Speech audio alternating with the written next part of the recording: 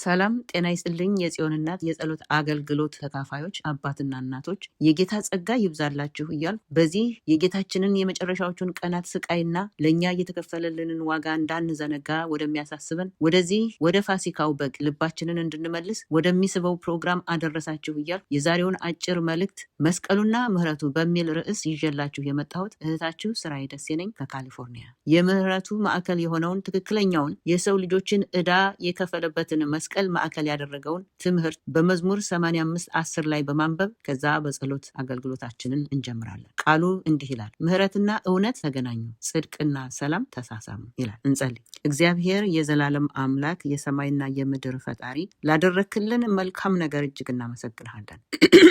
ይህንን ጊዜ ስናስብ አንተ ለኛ ስትል ከ2000 ዓመታት በፊት መጥተህ የገባኸውን ተስፋ ቃል ፈጽመህ መልእክትህን ይዘህ ስጦታህን አምጥተህ ለህዝብህ የሰጠህበትን ህዝብህም አልቀበልም ብሎ አንተን ያስወገደበትን ይህንን የፋሲካ በዓል ምክንያት በማድረግ የህይወታችን ዋልታ የሆንከውን በማሰብ በፊትህ እንቀርባለን። ጽድቃችን የተመሰረተበት ህይወታችን የዳነበት ከሞት ወደ ህይወት የተሻገርንበት ያ ጥልቅ ፍቅርህ የተገለጸበት መስቀል የቀራንዮ በግ ጌታ ኢየሱስ እጅግ አድርገን እናመሰግናለን። ዛሬም በፊትህ ስንቀርብ ጌታ ሆይ ከኛ የሆነ አንዳች ነገር የለም፣ ያንተን ጽድቅና ፍቅር ብቻ ተስፋ በማድረግ በፊት እንቀርባለን። እኔን ደካማ ልጅህን አስበኝ። እግዚአብሔር ሆይ ምን እንደምናገር እንኳን አላውቅም፣ ነገር ግን አንተ በምህረትህና በቸርነትህ ለነሱ የሚሆነውን መልካም ቃል ለኔም ህይወት የሚሆንልኝን ቃል እንድትሰጠን እንድትናገረን አደራ እልሃለሁ በሕያው ልጅህ በጌታ በኢየሱስ ክርስቶስ ስም አሜን። ይቅርታ። እንዲህ ይላል፣ ምህረትና እውነት ተገናኙ፣ ጽድቅና ሰላም ተሳሳሙ ይለናል። ምህረትና እውነት፣ ምህረት ከእውነት ጋር አብሮ የሚሄድ ነው። እውነት ደግሞ ትክክለኛ የሆነ ፍርድ የሚሰጥበት ነገር ነው። እነዚህ ሁለቱ ዋና ዋና ቃሎች ስንመለከታቸው በጣም ተቃራኒ ናቸው። ምህረትና እውነት፣ እነዚህ እንዴት ሊገናኙ ይችላሉ ብለን እናስብ ይሆናል። እውነት ለመሆኑ ማን ነው? እውነት እግዚአብሔር ነው። እውነት የእግዚአብሔር ቃል ነው። ጌታ ኢየሱስ ራሱ በዮሐንስ 8:32 ምን ይለናል? እውነትን ታውቃላችሁ፣ እውነትም አርነት ያወጣችኋል ብሎናል። ስለዚህ ይህ እውነት ክርስቶስ ነው። ክርስቶስ ነው እውነት። ይሄ እውነት ክርስቶስ ሲሆን፣ ይሄ እውነት የእግዚአብሔር ቃል ሲሆን፣ ይሄ እውነት ለኃጢአተኛው ሰው ምህረትን የሚያስገኝ ሲሆን፣ ነገር ግን ያ ኃጢአተኛ ምህረት የሚያስፈልገው መሆኑን ማወቅ ሲኖርበት ነው። የጌታ ቃል ኃጢአት የሰራች ነፍስ እርሷ ትሞታለች ይለናል። ታዲያ ኃጢአት ያልሰራ ሰው አንድ ይገኝ ይሆን ብለን እንጠይቅ ይሆናል። አንድም የለም። ሁላችንም የአዳምና የሔዋን የኃጢአት ብዜቶች ነን። አዳምና ሔዋን ኃጢአት ከሰሩ በኋላ ነው ልጅ የተወለደው። በምንም ከዛ ሞት ልናመልጥ አንችልም። የእግዚአብሔር ቃልም የኃጢአት ዋጋ ሞት ነው ይለናል በሮሜ 3:23 ላይ። እንግዲህ እግዚአብሔር ግን ከምሕረቱ ባለጸግነት የተነሳ ለዚህ ሞት አንድና አንድ ብቸኛ መንገድ አዘጋጅቷል። ይኸውም ያ በቀራንዮ መስቀል ሕይወቱን ሕያው መስዋዕት አድርጎ ያቀረበው የእግዚአብሔር ልጅ ጌታ ኢየሱስ የተሰቀለበት መስቀሉ ምህረትንና እውነትን ያገናኝበት፣ ያን የሞት ዕዳ ፊት ለፊት የተጋፈጠበት ያ ጌታ ኢየሱስ ነው ያገናኘን። እንዲገናኙ ያደረገው እውነትና ምህረት። እውነት የሚናገረው ኃጢአት የሰራች ነፍስ እርሷ ትሞታለች ነው የሚለው። ታዲያ ምህረት እንዴት ተገኘ? በመካከላቸው በምህረትና በእውነት መካከል ትልቅ አንጋዳ አለ። ምናልባት አንጋዳ የሚለው ቃል እኔ በገጠር ስላደግኩ አንጋዳ ምን እንደሆነ በትክክል አውቀዋለሁ፣ ይገባኛል። እናንተ በገጠር ስላላደጋቸው አላያችሁት ይሆናል አንጋዳ ምን እንደሚመስል። አንጋዳ ማለት በገደልና በገደል መካከል ያለ ከፍተኛ ክፍተት ያለው አዘቅት ነው። ዘለህ ልትሻገረው የማትችለው፣ ልትወጣው የማትችለው፣ ያለ ድልድይ ልትሻገረው የማትችለው ትልቅ ገልፍ አንጋዳ በመካከል አለ። ይህንን ታዲያ ገልፍ፣ ይህንን አንጋዳ ሊያሻግረን የሚችል ምን ነገር ይኖር ይሆን? አንዳች ነገር በሰው ዘንድ የሚቻል የለም። ታዲያ ግን ያ የሰማይና የምድር ያ የዓለማት ሁሉ ፈጣሪ ምንም ሳይጎልበት በሰማይ በደስታ ሊኖር ሲገባው በመለኮታዊነቱ ላይ ይህንን ሟች ስጋ በመልበስ እኔ እነዚህን ኃጢአተኞች አድናቸዋለሁ ሲል ራሱን ለእኛ ኃጢአት ሆኖ ሊያድነን ወደዚህ ወደ ኃጢአት ዓለም መጣ። አንዳች የኃጢአት ነቁጥ ያልተገኘበት አዳኝ መስቀሉን በዚያ በሰማይና በምድር መካከል ባለው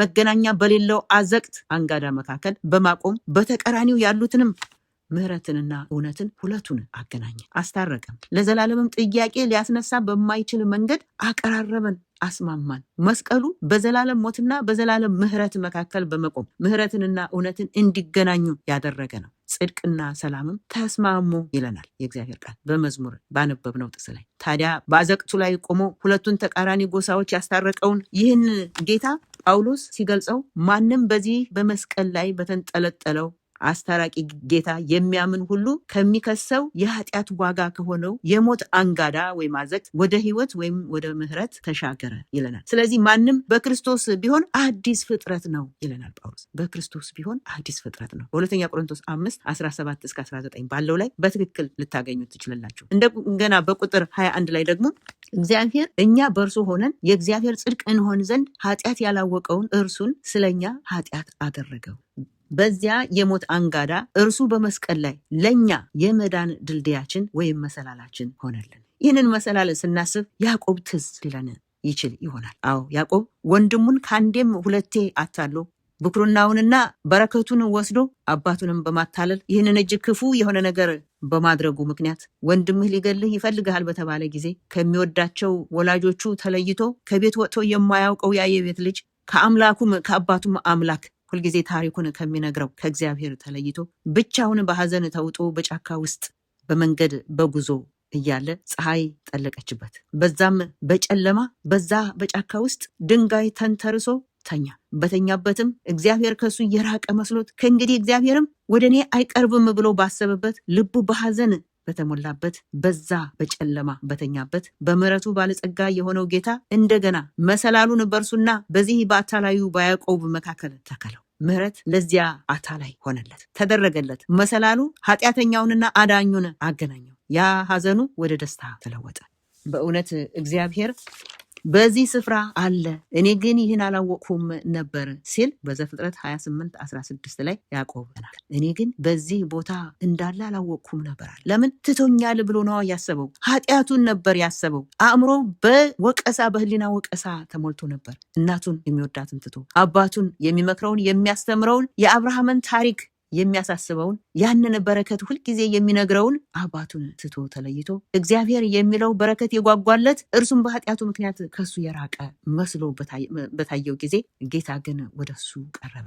በኃጢአቱ ተውጦ ሁለተኛ የምህረትን በር አያለሁ ብሎ አልገመተም ነበር። እግዚአብሔር ግን ወደ እርሱ መጣ። በሌሊት እኔ ካንተ ጋር ነኝ አለው። በዛ በጨለማ በህልሙ በምትሄድበትም ስፍራ እጠብቅሃለሁ ሲለው ያዕቆብ ነቃና ይህስ ሌላ ሳይሆን የእግዚአብሔር ቤት መሆን አለበት፣ የሰማይ ደጅ ነው ሲል ተናገረ። ያ ኃጢአተኛ በእሱና በእግዚአብሔር መካከል ያለውን ግንኙነት ተቋርጦ ሊወጣው ከማይችል አንጋዳ ውስጥ የገባ መስሎት ሳለ አስታራቂው ጌታ በመስቀሉ ጫፍ ላይ ተቀምጦ እኔ እግዚአብሔር ነኝ አለው። ዋው! ይሄ እግዚአብሔር ምን አይነት እግዚአብሔር ነው! ያንን ተንኮለኛ ኃጢአተኛ እኔ እግዚአብሔር ነኝ እኔ ካንተ ጋር ነኝ የሚል ያንን ድልድይ ያንን መሰላል በመዘርጋት እሱ ከጫፍ ተቀምጦ የኃጢአተኛ ደግሞ ከታች ከስር ተኝቶ ከላይ ሆኖ ይህንን ኃጢአተኛ እየተመለከተ እኔ እግዚአብሔር ነኝ አለው። እኔ ካንተ ጋር ነኝ አለው። ይህንን ድምፅ ሲሰማ ነው እኔ ይህን አላወቅኩም ነበር አለ። እግዚአብሔር ከእርሱ ጋር እንደሆነ አላወቀም ነበር። በሁለተኛ ቆሮንቶስ 5:19 ላይ ባነበብነው ቅድም በተነጋገርንበት ምን ይላል? እግዚአብሔር በክርስቶስ ዓለምን ከእርሱ ጋር ሲያስታርቅ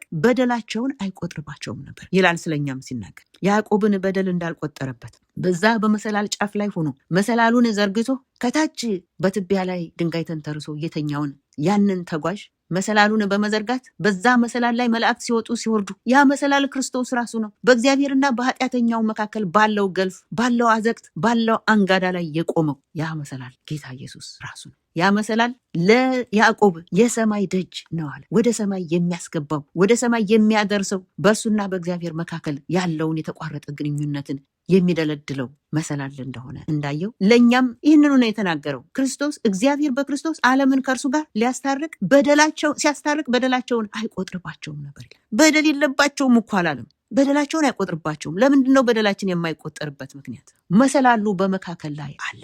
ያ መሰላል ስለተዘረጋ ነው። እኛ በእርሱ ሆነን የእግዚአብሔር ጽድቅ እንድንሆን ኃጢአት የሌለበትን እርሱን እግዚአብሔር ስለኛ ኃጢአት አደረገው ይለናል። በቁጥር 21 መልሱን ይሰጠናል። እኛ የእግዚአብሔር ጽድቅ እንድንሆን ኃጢአት የሌለበትን እርሱን እግዚአብሔር ስለኛ ኃጢአት አደረገው። ስለዚህም እኛ ገና ደካሞች እያለን ገና ኃጢአተኞች ሳለን ጠላቶቹም ሳለን መልካም ነገር ሳይታይብን ለሞት የተሰጠን የሞት ልጆች የቁጣ ልጆች ሳለን ክርስቶስ ስለኛ ለመሞት ፈቃደኛ ሆነ። ያንን መስቀል በመካከላችን ተከለው። ስለዚህ በሮሜ 5፣ 6፣ 8 እና 10 ላይ ገና ኃጢአተኞች ሳለን ገና ደካሞች ሳለን ጠላቶቹም ሳለን ክርስቶስ ስለኛ ሞተ ይለናል።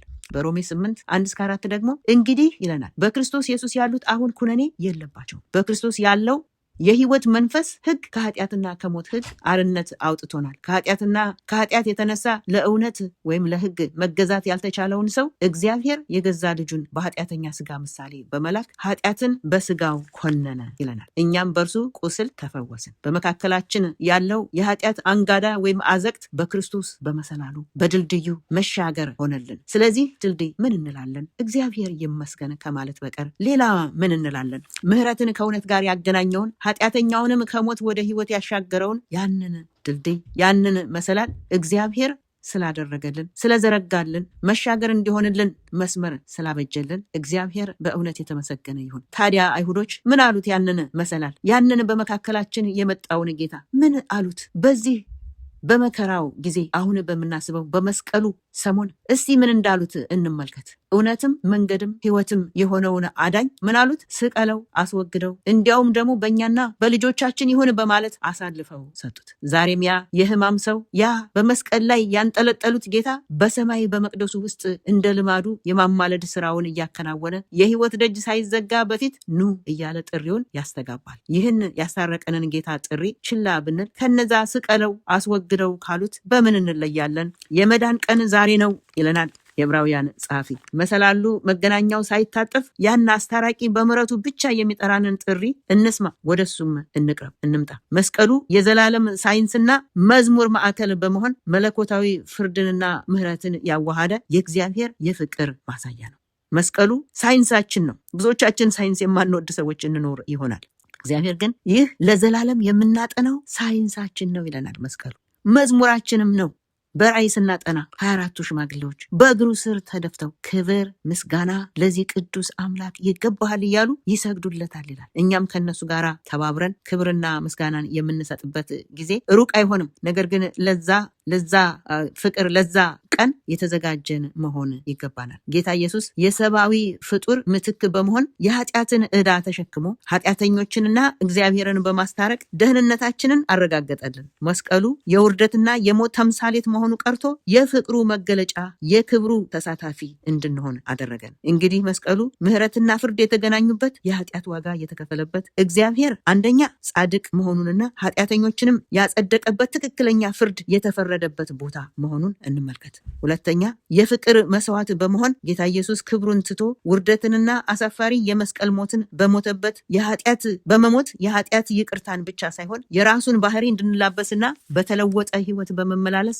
ሰብአዊ ዘር የእግዚአብሔርን መልክ በመጀመሪያም ያቀደውን በመልኩ የፈጠረንን እንድንመስል በሩን የከፈተበት ቁልፍ ነው። እንግዲህ መስቀሉን በሶስት ነጥቦች ልንደመድመው እንችላለን። አንደኛ መስቀሉ ክርስቶስ ለእኛ ሲል ኃጢአት መርገም ሆኖ እኛ ደግሞ የማይገባንን ጽድቅ የለበስንበት የመገናኛ መስመራችን ነው። ምሕረትና እውነት የተገናኙበት የአንጋዳው መሻገሪያ ድልድይ የሆነበት እንደሆነ ያሳየናል። ሁለተኛ መስቀሉ የመዳን ማዕከል በመሆን የሰው ልጆች በሙሉ ወደ እርሱ እንዲመጡና ህይወት እንዲሆንላቸው የሚጠራና የሚስብ ማግኔት ነው። መዳን በሌላ በማንም የለም። እንድንበት ዘንድ የሚገባን ለሰው ልጆች የተሰጠ ስም ከሰማይ በታች ሌላ የለምና ይለናል የእግዚአብሔር ቃል። ይህ ነው እንግዲህ ማግኔታችን ወደ ራሱ የሚስበን ጌታችን በዚህ በመስቀል ላይ ተንጠልጥሎ ነው።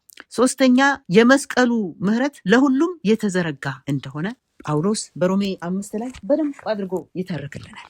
እንዲህ ሲል ሮሜ 5 ከቁጥር 12 እስከ 19 ያለውን አነባለሁ። እንደዚህ ይለናል። ስለዚህ አለ ኃጢአት በአንድ ሰው በኩል ወደ ዓለም ገባ። የአንድ ሰው ማን ነው? አዳም ነው። ኃጢአትን ወደ ዓለም በሩን ከፍቶ እንዲገባ ያደረገው ወደ ዓለም ሁሉ ገባ አለ። ሞትም በኃጢአት በኩል ገብቷል። ኃጢአት ብቻውን አልገባም። ኃጢአት የሰራች ነፍስ ያች ትሞታለች ብሏል። ስለዚህ ሞትም ገባ፣ በኃጢአት በኩል ገባ። በዚሁ መንገድ ሞት ወደ ሰዎች ሁሉ መጣ ይለናል። ወደ አንድ ሰው ወደ አዳም ወደ በደለው ብቻ አይደለም፣ የአዳም ብዜቶች ወደ ሆነው ሰዎች ሁሉ መጣ ይለናል። ምክንያቱም ሁሉም ኃጢአትን ሰርተዋል አለ። በማን ሆነን? በአዳም ወገብ ውስጥ ሆነን አዳም ሲበድል እኛም አብረን በበደል ወድቀናል። ስለዚህ ምክንያቱም ሁሉም ኃጢአትን ሰርተዋል። ሕግ ከመሰጠቱ በፊት ኃጢአት በዓለም ላይ ነበረ። ነገር ግን ሕግ በሌለበት ኃጢአት አይቆጠርም ነበር። ይሁን እንጂ ከአዳም ጀምሮ እስከ ሙሴ ድረስ ባሉት እንደ አዳም ሕግን በመጣስ ኃጢአት ባልሰሩት ላይ እንኳ ሞት ነገሰ።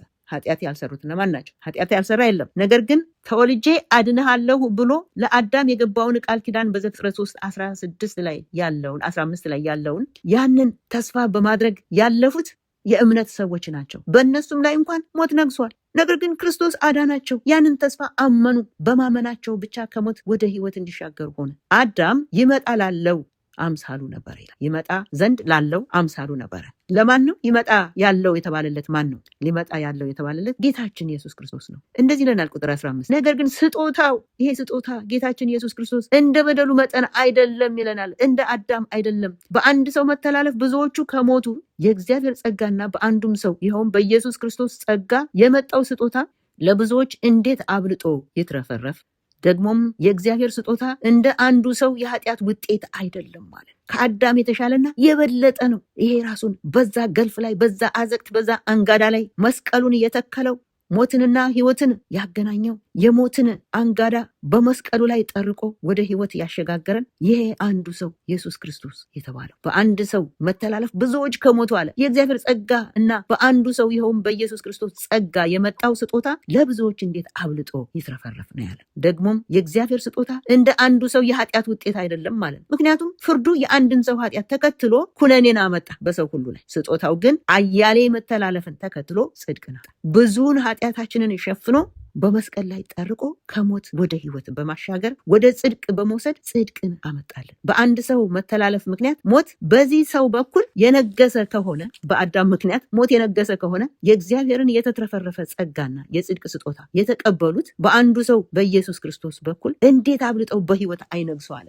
ሞት መውጊያ የት አለ የሚለው ጳውሎስ ስለዚህ ነው በአንደኛ ቆሮንቶስ 15 የሞት መውጊያ ተሻረ መድኃኒት ሆነልን። ክርስቶስ ኢየሱስ በዛ በአንጋዳው ላይ በአዘቅቱ ላይ በገልፉ መካከል በመቆም በመንጠልጠል አብልጠን ከእርሱ ጋር እንድንነግስ በምድር ብቻ ልንኖር ብዙ ተባዙ ተብለን ከአዳም ጋር ለዘላለም በምድር ልንኖር ከነበረው የበለጠ ጸጋ በሰማይ የተዘጋጀልን ያ ስጦታ በዛ አለ። የጽድቅን ስጦታ የተቀበሉት በአንዱ በኢየሱስ ክርስቶስ በኩል እንዴት አብልጠው በሕይወት አይነግሱ?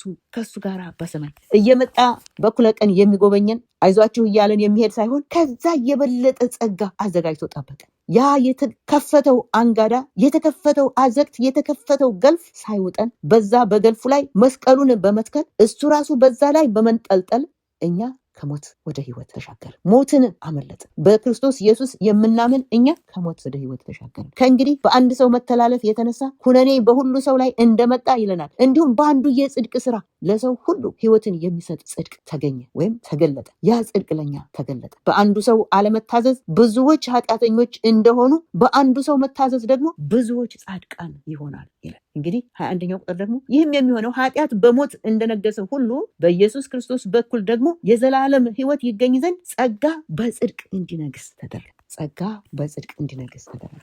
እግዚአብሔር ይህንን በማድረግ ይህንን ክፍተት ሊውጠን የተዘጋጀ ልንሻገረው የማንችለው በምህረቱና በእውነቱ መካከል መገናኛ የሌለውን በተቃራኒ ጎራ የቆሙትን ሁለቱን ነገሮች ጌታ በመስቀሉ አገናኘ። የመስቀሉ ምህረት ደግሞ ለሁሉም የተዘረጋ መሆኑን አነበብን። ስለዚህ መዳናችን በዚህ መስቀል ተረጋገጠ። ምህረትና ቅን የሆነው የእግዚአብሔር ፍርድ ተገናኝተው በድልድል ላይ ተሳሳሙ። አንጋዳው አዘቅቱ ተደፈነ በመስቀሉ። ክብር ለእግዚአብሔር ይሁን። የዚህ የምህረቱ ባለዕዳዎች ሆነን ጌታ በሚገለጽበት ጊዜ እንደነዛ ስቀለው ውገረው አስወግደው እንዳሉት ሳይሆን ስንጠባበቀው የነበረው ጌታችን መጣልን ብለን እጆቻችንን ዘርግተን የምስጋና መዝሙራችንን እየዘመረን ከያለንበት ወጥተን አምላካችን የምንገናኝበት ጊዜ ሩቅ አይደለም። ስለዚህ ለዛ ጊዜ ሁላችን ተዘጋጅተን ይህንን የመስቀሉን ጌታ ይዘን ለመገኘት እንድንችል በደስታ ከሚወጡት ጋር ለመሆን እንድንበቃ እግዚአብሔር በጸጋው ይርዳን። እግዚአብሔር ከሁላችን ጋር ይሁን፣ በምሕረቱ ይገናኘን። አሜን። እግዚአብሔር ይባርካችሁ። እንጸልይ።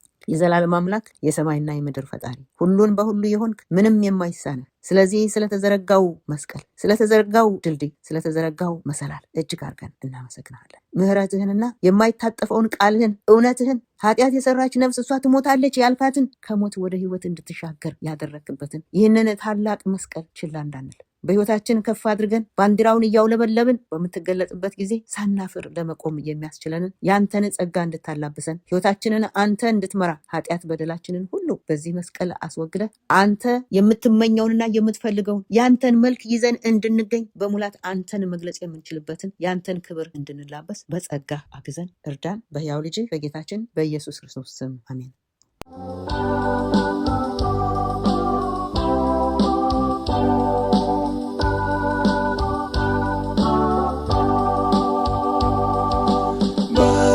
በመስቀል ሞተ መድኃኒቴ እኔን ለማዳን ከኃጢአቴ ሲመልሰኝም ከጥፋቴ ክብር ለስሙ ክብር ለስሙ ክብር ለስሙ ነፃ ስላወጣኝ በደሙ ክብር ለስሙ የአምላክ ልጅ ቤዛ ሆነልኝ በሞቱ ከኃጢአት አዳነኝ በደሙ አርነት አወጣኝ ክብር ለስሙ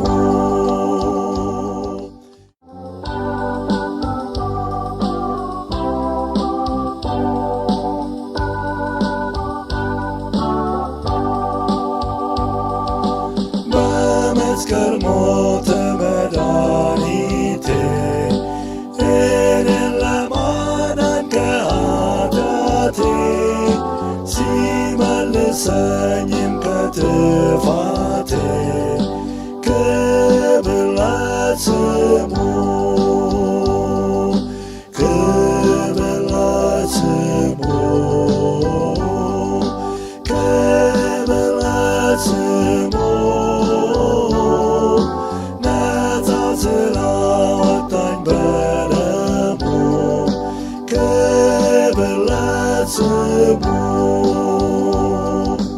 የአምላክ ልጅ ቤዛ ሆነልኝ በሞቱ ከኃጢአት አዳነኝ በደሙ አርነት አወጣኝ ክብር ለስሙ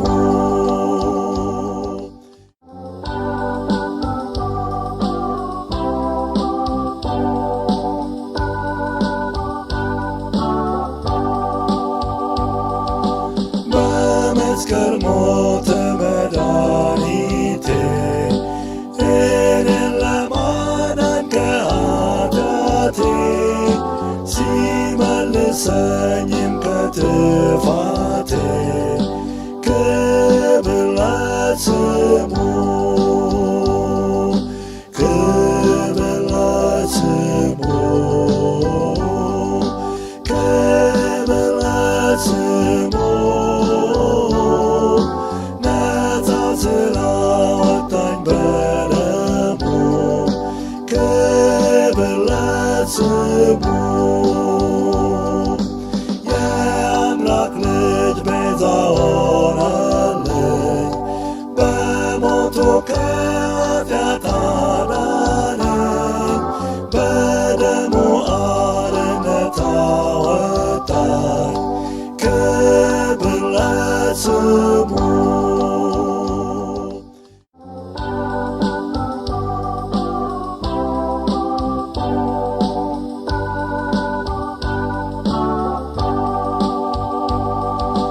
በመስቀል ሞተ መድኃኒቴ እኔን ለማዳን ከኃጢአቴ ሲመልሰኝም ከጥፋቴ ክብር ለስሙ ክብር ለስሙ ክብር ለስሙ ነፃ ስላወጣኝ በደሙ ክብር ለስሙ የአምላክ ልጅ ቤዛ ሆነልኝ በሞቱ ከኃጢአት አዳነኝ በደሙ አርነት አወጣኝ ክብር ለስሙ